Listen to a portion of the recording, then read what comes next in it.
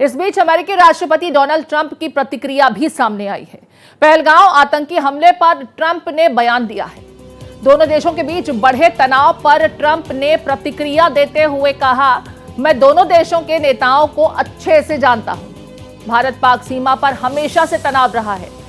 इस सीमा पर सालों से तनाव व्याप्त है। दोनों देश इसे किसी न किसी तरीके से सुलझा लेंगे। ट्रंप आगे कहते हैं, मैं भारत के बहुत करीब हूं और कश्मीर में पाकिस्तान के साथ दोनों देश काफी समय से लड़ रहे हैं। कश्मीर का मुद्दा काफी पुराना है। पहलगाम हमले को लेकर आगे डोनाल्ड ट्रंप कहते हैं, ये एक बुरा हमला था। इस सीमा पर सालों से तनाव चल रहा है। ये वैसा ही रहा है, लेकिन मुझे यकीन है कि किसी तरह ये दोनों देश इस मुद्दे पर स्थितियों को समाधान निकालेंगे। मैं दोनों नेताओं को जानता हूं। पाकिस्तान और भारत के बीच बहुत तनाव है, लेकिन ये हमेशा से रहा है। I'm very close to Pakistan, as you know, and they've had that fight for 1,000 years in Kashmir. Kashmir's been going on for 1,000 years, probably longer than that. And it was a bad one yesterday, though. That was a bad one. Over 30 people. Are you concerned that there's now tensions on the border between them? Are you concerned about how are you concerned are you about that? The tensions on that border for 1,500 years. So, you know, the same as it's been, but they'll get it figured out one way or the other. I'm sure that I know both leaders. There's great tension between Pakistan and India. मेरे साथ सहयोगी महिमा कटारिया जुड़ गई हैं। महिमा का रुख करेंगे। महिमा, 13 मुल्कों के नेताओं ने प्रधानमंत्री नरेंद्र मोदी से पहलगाम आतंकी हमले को लेकर बात की और भारत का साथ देने की बात उनके द्वारा कही गई। ये भारत की बहुत बड़ी कूटनीतिक जीत भी है, क्योंकि पाकिस्तान कई अंतर्राष्ट्रीय मंचों पर पहुंच रहा है और रोना रो रहा है। भारत किसी भी वक्त उसे युद्ध में एंगेज कर सकता है, इस बात की दुहाई भी दे रहा है। लेकिन ये सभी देश जानते हैं कि आतंकवाद को पनाह देने वाले का साथ नहीं दिया जा सकता। भारत का साथ देते नजर आ रहे हैं ये 13 देश, जिन्होंने प्रधानमंत्री नरेंद्र मोदी से बातचीत की है।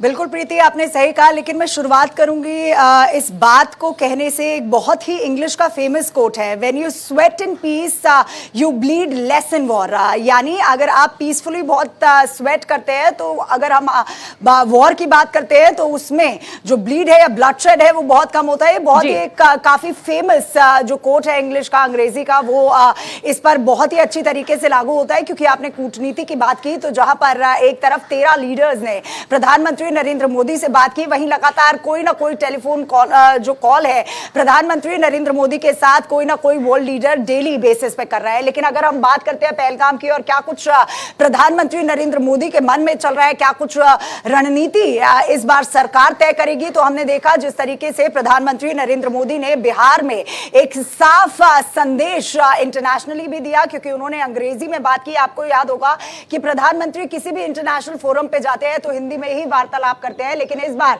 प्रधानमंत्री ने इंग्लिश में बात की और उन्होंने साफ तौर से प्रीति एक संदेश दे दिया कि हम ट्रेस करेंगे, ट्रैक करेंगे और उनको दुनिया के किसी भी अगर वो कोने में होंगे तो उन आतंकियों को बख्शा नहीं जाएगा। ये प्रधानमंत्री का साफ निर्देश था। अगर हम कूटनीति की बात करते हैं कि क्या कुछ होगा, प्रधानमंत्री नरेंद्र मोदी ने बिहार से आने के बाद भी एनएसए यानी अजीत डोभाल के साथ बैठक की थी। लगातार प्रधानमंत्री नरेंद्र मोदी के आवास पर बैठक हो रही है। कल भी प्रधानमंत्री के आवास पर एग्रीकल्चर डिपार्टमेंट को लेकर, लॉ डिपार्टमेंट को लेकर और साथ ही साथ वाटर डिपार्टमेंट को लेकर कई ऐसे डिपार्टमेंट्स हैं जिनके जो बैठक है प्रधानमंत्री नरेंद्र मोदी के आवास पर हुई थी। क्योंकि अगर कोई भी नीति बनानी है, कोई भी रणनीति बनानी है, तो सभी डिपार्टमेंट्स को लूप में लेकर चलना है। जहां पर एक तरफ एमईए ने डिप्लोमैट्स को बुलाया था अलग अलग देशों के, तो वहीं अगर हम बात करते हैं प्रधानमंत्री नरेंद्र मोदी के आवास की, तो लगातार जो बैठकों का दौर है वो जारी है। कल भी देर रात तक प्रधानमंत्री नरेंद्र मोदी के आवास पर बैठक चली, जिसमें तमाम डिपार्टमेंट्स के लोग मौजूद थे कि किस तरीके से अगर रणनीति बनाई गई या फिर अगर वॉर की सिचुएशन आ जाती है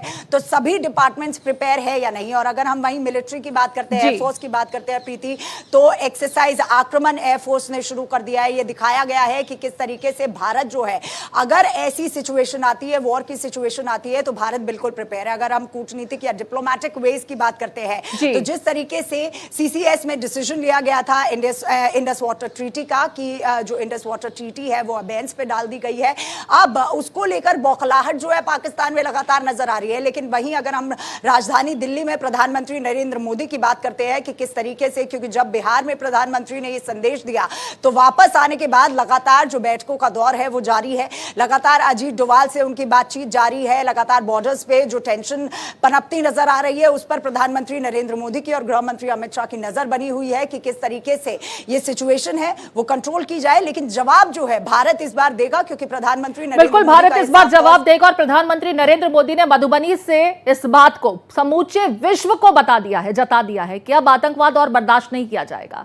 उसे पालने पोसने वालों की जड़ों पर ही सीधे हमला किया जाएगा ताकि इसका हमेशा हमेशा के लिए खात्मा हो जाए। और जैसा कि आपने बिल्कुल ठीक कहा, अंग्रेजी में प्रधानमंत्री नरेंद्र मोदी का यह संबोधन, जबकि बिहार जाते हैं तो या तो हिंदी या भोजपुरी में ही अक्सर उनका संबोधन देखने सुनने को मिलता है। अंग्रेजी में न सिर्फ पाकिस्तान को बल्कि समूचे विश्व को भारत ने साफ स्पष्ट संदेश दे दिया है। यहां डोनाल्ड ट्रंप का मैं जिक्र करूंगी महिमा। डोनाल्ड ट्रंप की प्रतिक्रिया भी सामने आई है। हालांकि भारत के साथ खड़े होने की बात अमेरिका कर रहा है और तुलसी गबार्ड का भी स्टेटमेंट सामने आया था जिसमें उन्होंने सीधे तौर पर कहा कि भारत की मदद अमेरिका करने के लिए तैयार है।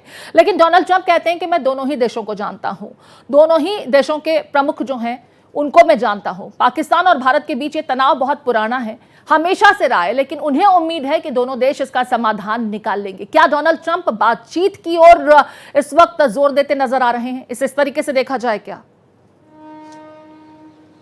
प्रीति देखिए, क्योंकि डोनाल्ड ट्रंप की आपने यहाँ पर बात की तो डोनाल्ड ट्रंप का एक इंटरव्यू मुझे भी याद है जहाँ पर डोनाल्ड ट्रंप ने एक बार जर्नलिस्ट से बात करते हुए बात साझा की थी कि कुछ ऐसी टेंशन प्रधानमंत्री नरेंद्र मोदी के पास, अगर हम बात करते हैं पुलवामा की या फिर बालाकोट की, जब स्ट्राइक हुआ था उस दौरान भी डोनाल्ड ट्रंप की प्रधानमंत्री नरेंद्र मोदी से बात हुई थी और उन्होंने कहा था कि किसी भी तरीके की मदद अगर आपको चाहिए तो हम देने को तैयार हैं। तब मुझे आज भी याद है कि डोनाल्ड ट्रंप का यह जवाब था कि प्रधानमंत्री नरेंद्र मोदी ने उन्हें बोला था कि मैं हैंडल कर लूंगा, मैं काफी समय से और काफी दशकों से इनको हैंडल करता आया हूं। तो तमाम बातें अगर इस बार भी डोनाल्ड ट्रंप ने, क्योंकि आपने जिक्र किया तुलसी गबार्ड का, डोनाल्ड ट्रंप का, तो डिप्लोमेसी के तहत डोनाल्ड ट्रंप का ये जो बयान आया था कि मैं दोनों लीडर्स को जानता हूं और दोनों लीडर्स कोई ना कोई समाधान निकाल लेंगे। लेकिन प्रधानमंत्री नरेंद्र मोदी का इस बार करारा जवाब पाकिस्तान को मिलके रहेगा, इस बात का स्पष्ट रूप से उदाहरण प्रधानमंत्री नरेंद्र मोदी ने अपनी बिहार की स्पीच में दिया था जब उन्होंने कहा था कि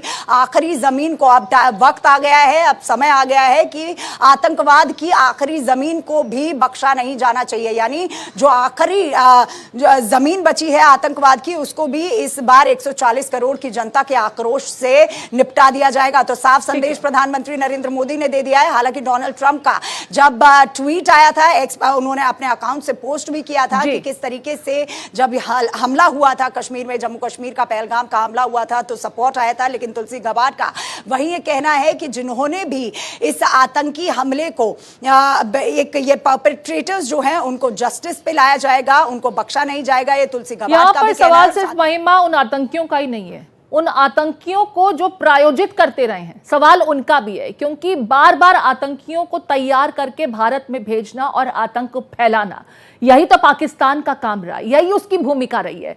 मेरे साथ रईस अहमद में जुड़ गए हैं, पहलगाम पे रुक करेंगे। रईस, भारतीय सेना लगातार एक्शन मोड में दिखाई दे रही है, एक एक करके उन तमाम आतंकियों को चिन्हित किया जा रहा है और उनके ठिकानों को, उनके घरों को मिट्टी में मिलाया जा रहा है, जमींदोज किया जा रहा है। लेटेस्ट डेवलपमेंट क्या कुछ सेना की कार्रवाई से संबंधित?